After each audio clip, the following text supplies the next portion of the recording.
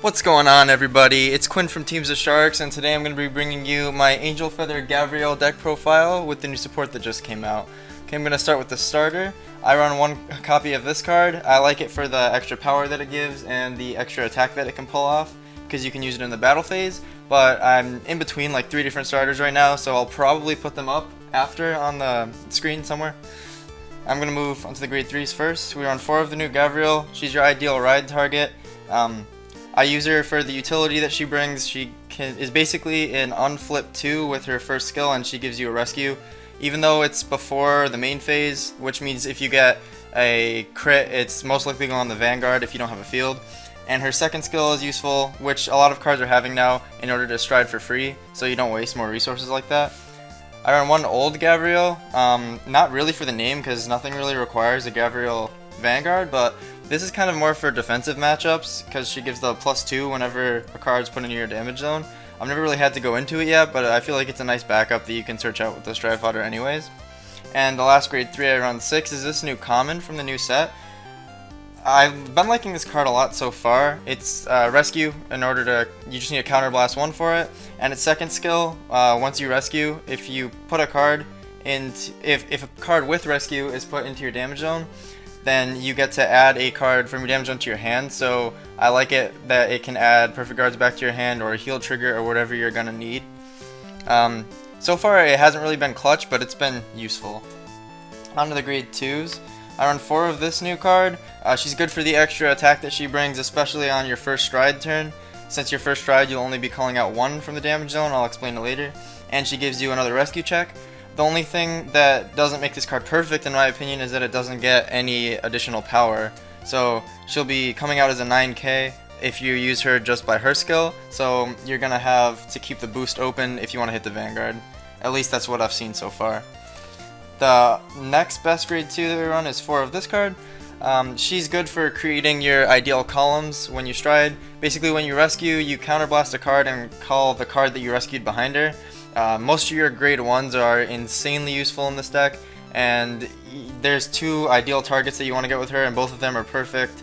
And basically, if you don't have another way to get them on the field, she's really good. And you don't have to waste cards from your hand placing them on the field. The last grade 2 I run is 3 of this card. I wasn't running her at first, but I ended up buying her online after seeing some deck lists, and she is amazing. She comes out on the field for free whenever you rescue her from the damage, and she gets an additional +3, so unlike the other card, she has enough power to attack the Vanguard, except she doesn't come out from her own skill, she has to come out from another rescue ability. I could consider bumping this up to 4, because she's pretty decent. There's a grade 1 that does the same thing, but I don't run it. I like having the grade 2 because she's actually big enough to attack on her own. I like getting a bunch of poke attacks in with this deck, which is something it really excels at. On to the grade 1s. We run 4 of this new card. She almost instantly gets +6k. She reads during the turn that your card is put into your drop zone from your damage zone. She gets +6k continuously.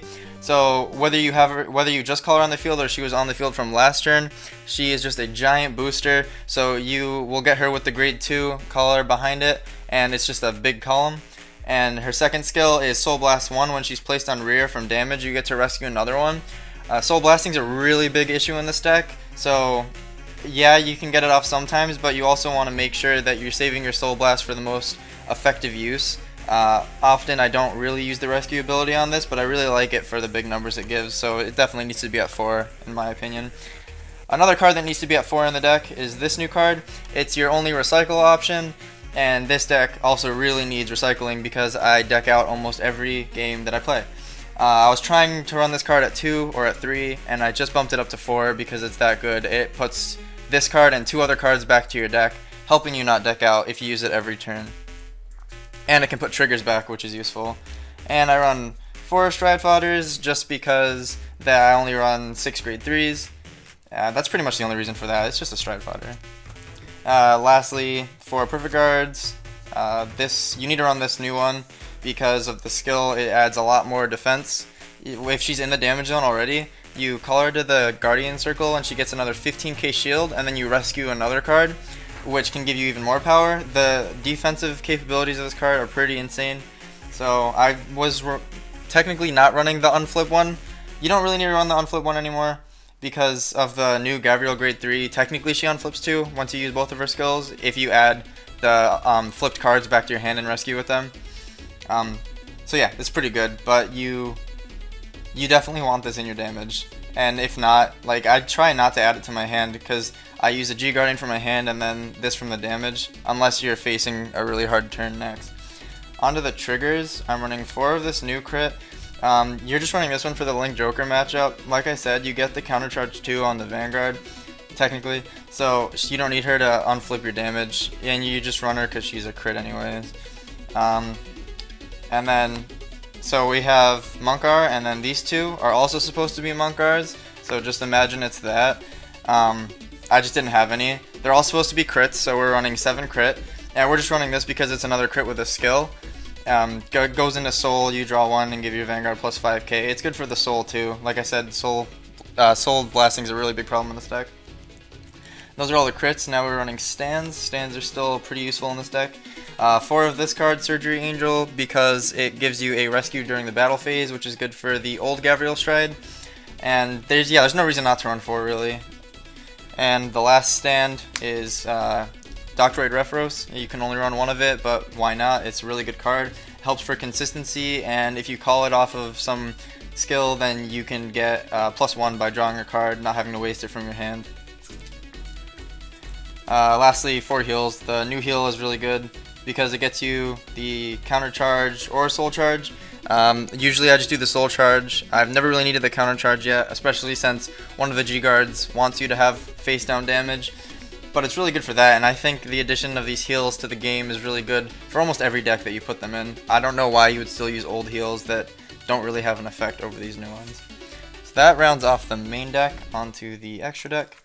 We have 4 of the new Gavrail stride. She's an excellent first stride and sometimes an excellent second stride too. For each face-up G unit you have, she calls a unit from the damage, and then you place the same amount from the top of your deck face down into the damage. So you'll end your turn with a lot of face down damage, unflip it the next turn, and then if you use her again, a lot of face down damage again, which again helps proc the G guard that needs face down damage. But she adds a lot of pressure to the deck, and one of my friends suggested running her at 2, but then he was using my deck, and by the end of the day he said, okay, yeah, you could still use it at 4.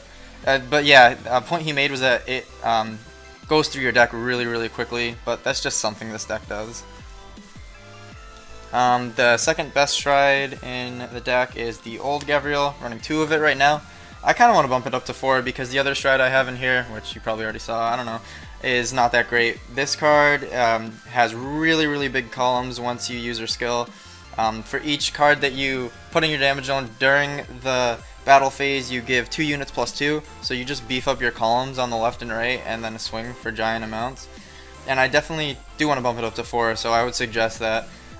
She's good second stride or third stride whenever you want to finish your opponent off at 4 or 5 damage, but if your opponent is still at 3 damage, the big numbers don't matter as much and they can afford to take more. And so here's what I'm running when I didn't think about running 4 of the old Gavrail stride. 2 of this.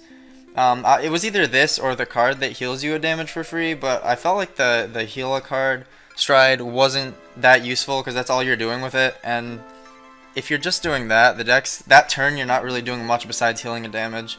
So I ran this just so it did something else. But yeah, I recommend 2 more of the old Gavrail stride. We're also running a 1 GB8. It's not the worst GB8, it's also not the best GB8. So, but I'd still include it in the deck because if you're at 5 damage, all of your units in your front row get +2 for each, so they would get +10, which is decent. And then you rescue 5, so if your deck's mostly triggers, you can get crits on everything. And it's essentially a game winner if your opponent doesn't have that many cards in hand. Onto the G guards, we run a couple in here. We run 2 of this new one. This card is a free 20k +20k guard if you have 3 face down damage. If you have 2 face down damage, then it's a +10k guard, but it's still really good because you countercharge so much, or you counterblast so much in this deck, sorry, that you get this card out and it can guard anything. It's essentially just like a perfect guard, so I'd run 2 of it. Next we're running 2 of the rescue one, just for its utility. Like if you don't really need the pluses but you want to get a rescue check off or see what's on the top of your deck, then you use this, and I still run 2 because it's nice going into the same card more than once if you need it during a certain matchup. Then we were on 1 of the unflipper one. It's good. It's basically the opposite of the one that requires face down damage. This requires face up damage, but it can get a bunch of +5s for each one that's face up in your damage zone. So it's all situational. This can come in clutch definitely. It acts as another perfect guard because it gets so many pluses. And then I'm just running this one. You don't really need to. I'd actually bump up the one with the face down damage because this is just a cheap +5. You'll get it no matter what if your damage zone is 4 or more, which it will be in the late game. So I guess that's why I included it in the first place. You can use it if you want to, or you don't have to. It's not essential to the deck at all. Lastly, I have 1 Seabreeze, but I don't actually have it with me, so that's probably going to be in the video later on with editing. I don't know. I'm going to do something with that. I thought Seabreeze was good because this deck doesn't really do anything besides during your GB turns. So that's the deck profile, everyone. I hope you enjoyed yet another video. Hope you guys are enjoying our videos as much as I enjoy making them. Please subscribe if you like our channel and like the video. See you in the next one.